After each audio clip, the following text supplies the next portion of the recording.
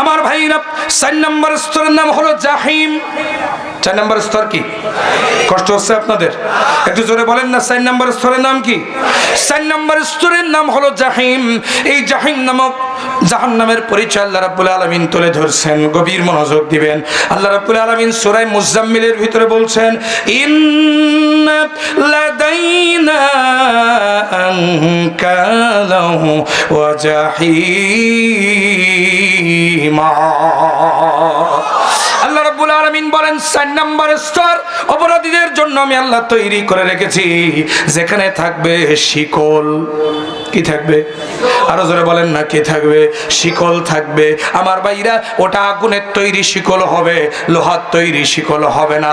আগুনের তৈরি শিকলে দিয়া ওই জাহিম নামক জাহান্নামে যারা প্রবেশ করবে, আল্লাহ রাব্বুল আলামিন বলছেন তাদের শুধু পা দুটো বেঁধে ফেলা হবে। আর নবীজি হাদিস শরীফের মধ্যে বলেন, জাহিম নামক আযাবের ওই জায়গার আগুনের তৈরি শিকলি দিয়া পা দুটি যখন বেঁধে ফেলা হবে, আমার দিনী ভাইরা, আমার বাবাজিরা, নবীজি ডাক দিয়ে বলছেন, এই হাড় থেকে গোস্তগুলো আলাদা হয়ে যাবে, চামড়াগুলো ঝলসে যাবে, মাথার ঘিনুগুলো টকবক টকবক করে গরম উতলানো ভাতের মতো টকবক করে ফুটতে ফুটতে শরীরে বেয়ে বেয়ে পড়তে থাকবে।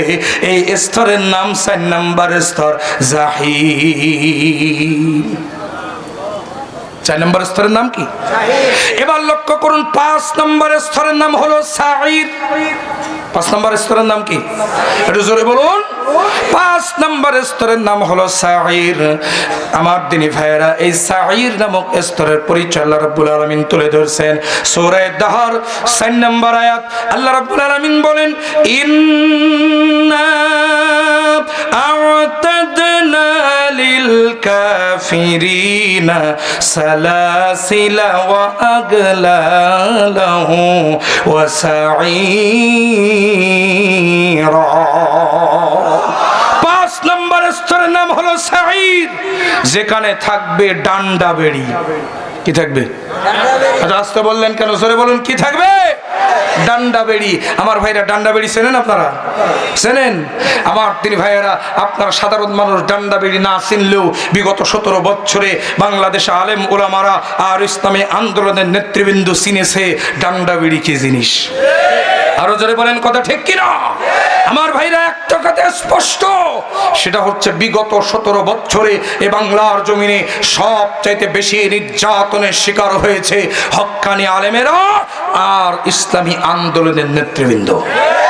আরো জোরে বলেন, কথা ঠিক কিনা? কোরআনের ময়দানে কথা বলার কারণে, ইসলামী আন্দোলনের চূড়ান্ত শপথ গ্রহণ করার কারণে আমাকেও 2 বার কারাবরণ করতে হয়েছে। আমার দিনী ভাইয়েরা, জেলখানা থেকে আমাকে যখন কোর্টে হাজির করা হতো, পায়ের মধ্যে ডান্ডা বেড়ি পরায়া তারপরে কোর্টে হাজির করা হতো। না যায় বসা, না যায় শোয়া, না যায় হাঁটা, না যায় দৌড়ানো, আমার ভাইরা, না যায় খাওয়া। এর নাম হলো ডান্ডা বেড়ি। কথা বলেন, কথা বলেন। আমার দিনী ভাইয়েরা, কথায় কথায় এসে গেল ডান্ডা বেড়ি কথা আসলো, এই জন্য একটি ঘটনা মনে পড়ে গেল, বলবো? আরো জোরে বলেন, বলবো? আমার ভাইরা, বিগত 17 বছরে সবচেয়ে বেশি নির্যাতনের শিকার হয়েছে আলেম ওলামা। তার ছোট্ট একটা উদাহরণ দেই। আমার ভাইরা, যারা ইসলামী আন্দোলন করেন, মুরব্বী সংগঠন যারা করেন, আমার ভাইরা, তারা অবশ্যই লোকটাকে চিনে থাকবেন। সাতক্ষীরা সদর 2 আসন, যেই আসনে আমার বাড়ি, ওই সদর 2 আসনের সাবেক এমপি নাম হলো অধ্যক্ষ মাওলানা আব্দুল খালেক সাহেব। আমার তিনি ভাইয়েরা, যিনি একাধারে তার ইউনিয়নের 5 বারের সফল চেয়ারম্যান ছিলেন, 2 বার উপজেলা চেয়ারম্যান, 1 বার জেলা পরিষদ চেয়ারম্যান, আর সাতক্ষীরা সদর 2 আসন থেকে লক্ষ লক্ষ মানুষের ভোটে নির্বাচিত হয়ে 2 বার জাতীয় সংসদের সদস্যের দায়িত্ব পালন করেছেন। ভোট চুরি করে না, ভোটে নির্বাচিত হয়েছেন। আমার দিনী ভাইরা, তৎকালীন পাকিস্তান আমলে ইনি কত বড় আলেম ছিলেন দেখেন। তৎকালীন পাকিস্তান আমলে সাতক্ষীরায় খোঁজ নিয়ে দেখবেন, কামেলে ওয়াল first class first gold medallist হয়েছিলেন ওয়াল পাকিস্তানে। পাকিস্তান সরকার তাকে সোনার মেডেল গলায় পরায়া গোটা সাতক্ষীরা শহর রিকশায় করে ঘুরে বেরিয়েছিল। আমার তিনি ভাইয়েরা, আমার বাবাজিরা, সাতক্ষীরার একটি ঐতিহ্যবাহী কামিল মাদ্রাসা আগরদাড়ি আমিনিয়া কামিল মাদ্রাসার তিনি দীর্ঘদিনের অধ্যক্ষ ছিলেন, কেন্দ্রীয় কর্মপরিষদ সদস্য ছিলেন, সাতক্ষীরা জেলা জামাতের দীর্ঘদিনের তিনি আমির ছিলেন। আমার তিনি ভাইরা, দলমত নির্বিশেষে তিনি ছিলেন একজন হক্কানি আলেম। কথা কি বুঝতে পেরেছেন? আমার দিনী ভাইয়েরা, এই হক্কানি আলেম, ওনার বয়স যখন 70 বছর, আমার দিনী ভাইয়েরা, সালটা ছিল 2013 সাল। কত সাল? আরো জোরে কোন কত সাল?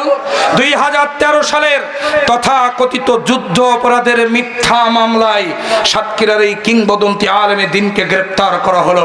আমার ভাইরা, 70 বছরের একজন বৃদ্ধ মানুষকে গ্রেপ্তার করে যখন নিয়ে যাচ্ছিল, ওনার কোমরের মধ্যে ব্যথা, পুলিশের গাড়িতে তিনি উঠতে পারতেছিলেন না। আমার ভাইরা, পুলিশের গাড়ির দরজার কাছে একটু বসে পড়েছেন। আমার তিনি ভাইরা, সাতক্ষীরায় খোঁজ নিয়ে দেখবেন, তৎকালীন সাতক্ষীরা সদর থানার ওসি ছিল, নাম হলো তার ইমদাদ। কি নাম? আরো জোরে বলেন, কি নাম? ইমদাদ। আমার দিনী ভাইরা, এই কুলাঙ্গার আমাকেও 3 দিন রিমান্ড নিয়েছিল। হুজুর যখন ওই দরজার কাছে বসে পড়েছে, আমার দিনী ভাইরা, ওই ইমদাদের পায়ের মধ্যে ছিল বুট জুতা। আমার ভাইরা, ওই বুট জুতা পায়ে দেওয়া অবস্থায় সজোরে হুজুরের বুকের মধ্যে লাথি মেরে তারপরে হুজুরকে গাড়ির ভিতরে ঢুকাইছে। আমার দিনী ভাইয়েরা, বেশি দিন যেতে পারে নাই, সাতক্ষীরায় খোঁজ নিয়ে দেখবেন সেই ওসি ইমদাদ আজও পর্যন্ত প্যারালাইজড হয়ে হসপিটালের বেডে শুয়ে আছে। এখান থেকে প্রমাণ পাওয়া যায় যে হাত আলেমদের সাথে বেয়াদবি করে, যে পা আলেমদের সাথে বেয়াদবি করে, ওই হাত ওই পা লাশ তো রাখে না, পঙ্গু বানায়া হসপিটালের বেডে মৃত্যু পর্যন্ত ফেলায় রাখে। কথা বলেন, আরো জোরে বলেন। আমার দিনী ভাইয়েরা, ওনাকে কারাগারের মধ্যে দেওয়া হলো। তিনি আগে হাফেজ ছিলেন না, 70 বছর বয়সে কারাগারে গিয়ে 30 পারা কোরআনুল কারীমের হাফেজ হয়েছেন। সাতক্ষীরা একটু খোঁজ নিয়েন না আমার ভাইয়েরা।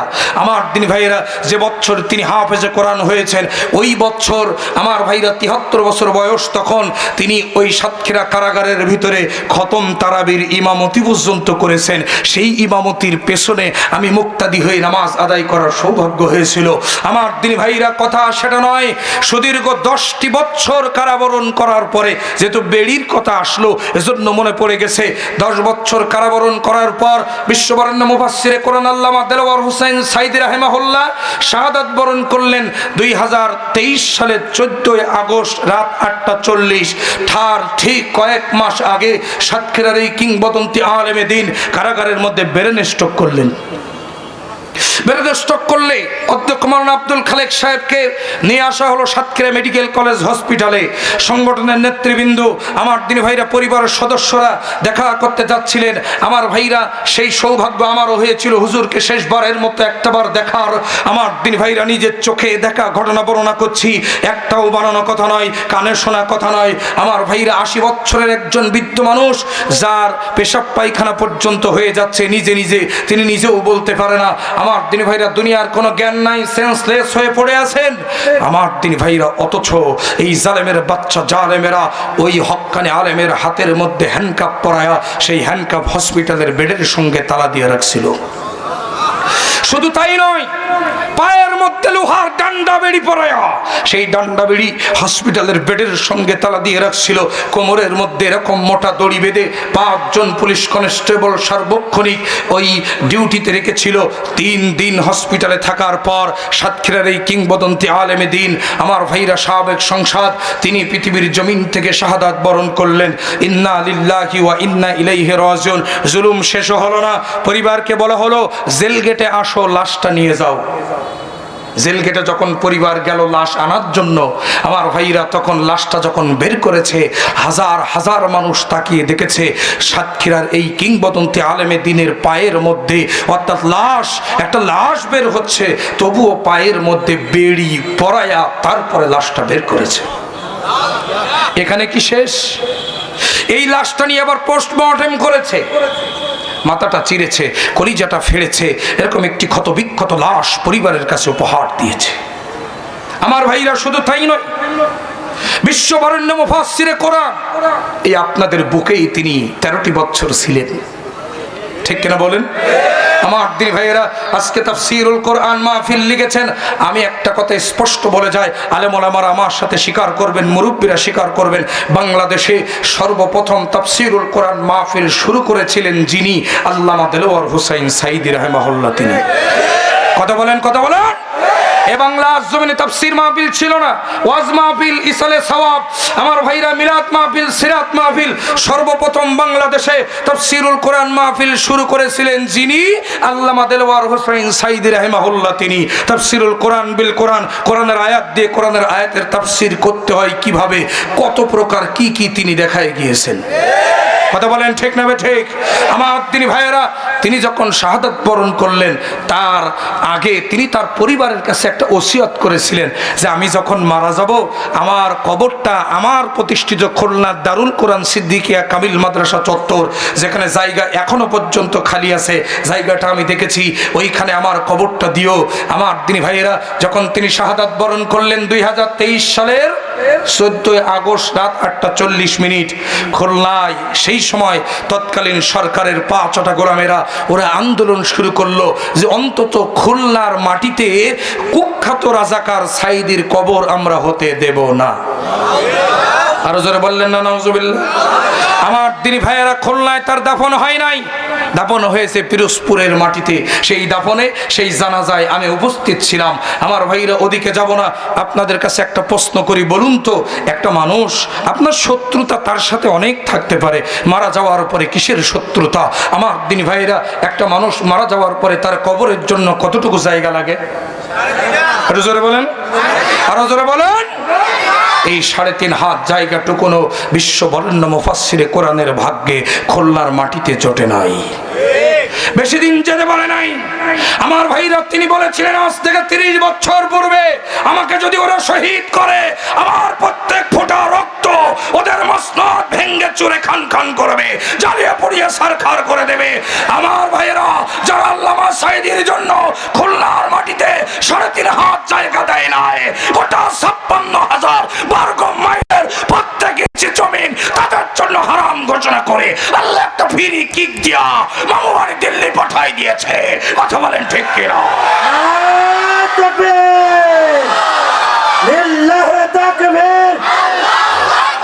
আলেমুল আমার শত্রুরা, নাস্তিকদের আস্তানা, বেঈমানদের আস্তানা,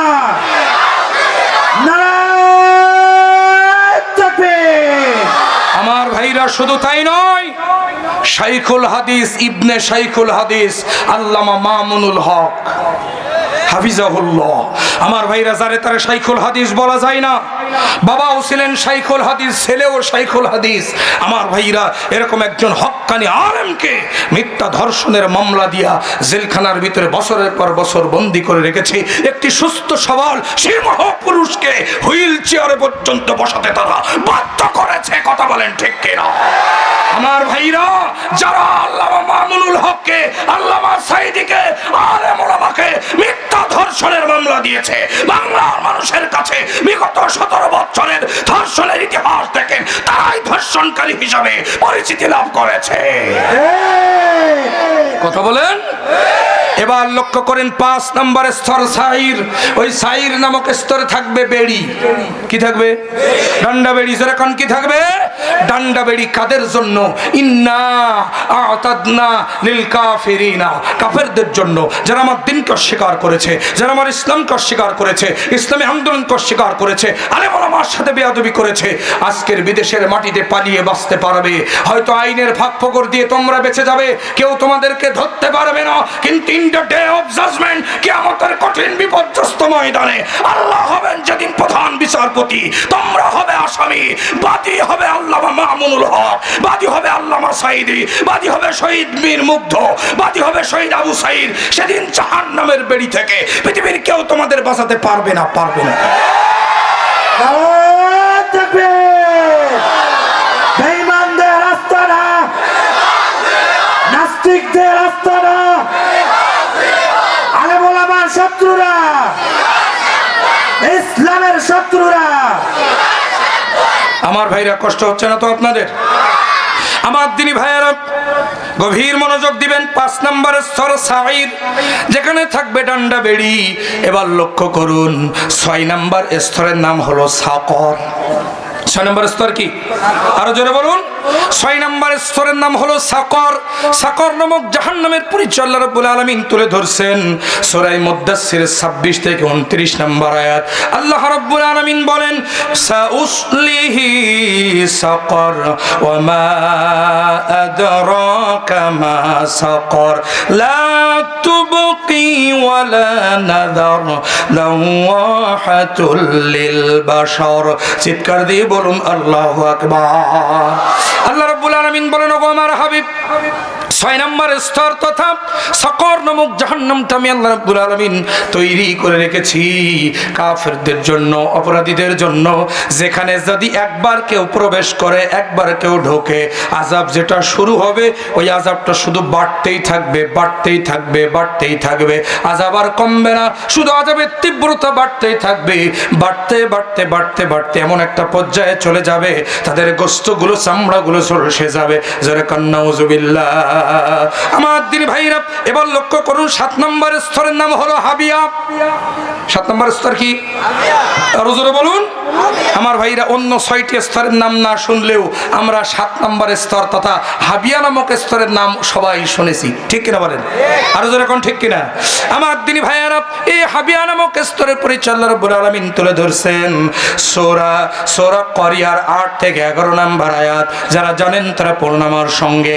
আল্লাহ রাব্বুল আলামিন বলেন, ওয়া আম্মা মান খাফফাত মাওয়াজিনুহু ফাউম্মুহু হাওিয়া ওয়া মা আদরাকা মা হিয়া নারুন হামিয়া। চিৎকার দিয়ে বলুন আল্লাহু আকবার। আল্লাহ রাব্বুল আলামিন বলেন, ওই হাবিয়া নামক স্তরটা কি হে রাসূল, আপনি জানেন নাকি? নবীজিকে আল্লাহ বলছেন, হে রাসূল শুনে রাখুন, ওই হাবিয়া নামক স্তরে যেখানে থাকবে প্রজ্বলিত আগুন। নবীজি হাদিস শরীফের মধ্যে বলেছেন, ওই হাবিয়া নামক স্তরটা একেবারেই নিচে, আর বাকি 6টা স্তর, যে 6টি স্তরের কথা আগে বর্ণনা করলাম, ওই 6টি স্তর দিয়ে হাবিয়া নামক স্তরকে চাপা দিয়ে রাখা হয়েছে। কিন্তু হাবিয়া নামক স্তরটা এত বেশি গর্জন দেয়, এত বেশি প্রখরতা, তীব্রতা দেখায়, ওই 6টি স্তর স্বয়ং আল্লাহ রাব্বুল আলামিনের কাছে হাবিয়া নামক স্তর থেকে পানা চাই, মাপ চাই। এবার চিন্তা করুন হাবিয়া নামক জাহান্নামটা কত ভয়ানক, কত কঠিন। এই 7টি স্তর আল্লাহ রাব্বুল আলামিন তৈরি করে রেখেছেন আযাব দেওয়ার জন্য। আমার দিনী ভাইয়েরা, তাহলে আমরা জাহান্নামের পরিচয় জানলাম। এবার বলুন, কে কোন স্তরে যেতে চান? হ্যাঁ, 1 নম্বরে? তাহলে 7 যাবেন না? কেউ যাবেন না? এবার আওয়াজ করে বলুন, আমাদের জীবনে গুনাহ আছে না নাই? আরো জোরে বলতে হবে, গুনাহ আছে না নাই? কম না বেশি? আমি তো মনে করি আমরা যে গুনাহ করেছি, এই গুনাহগুলি যদি আল্লাহ রাব্বুল আলামিন গোপন না করে একটা সাইনবোর্ডের মধ্যে লিখে আমাদের যার যার পিঠের মধ্যে ঝুলিয়ে দিতেন, মানুষ তো দূরে থাক, এই সমাজের একটা কুকুর পর্যন্ত আমাদেরকে মানুষ হিসাবে গ্রহণ করত না। আরো জোরে বলেন ঠিক কিনা? পৃথিবীর কেউ না জানুক, আপনি জানেন আপনি কত গুনাহ করেছেন, আমি জানি আমি কত গুনাহ করেছি। ক্ষমা চাইতে হবে কার কাছে? আরো জোরে বলেন, কার কাছে? পৃথিবী না জানুক, আমি তো জানি আমি কি পাপ করেছি, হায় আমার পাপের করলে বিচার, বাঁচার আমার নাই উপায়। দয়াময় তুমি মাফ করো আমায়, মাফ করো আমায়, মাফ করো আমায়। জোরে বলেন আমিন। আরো জোরে বলুন আমিন। একটু জিকির করুন, লা ইলাহা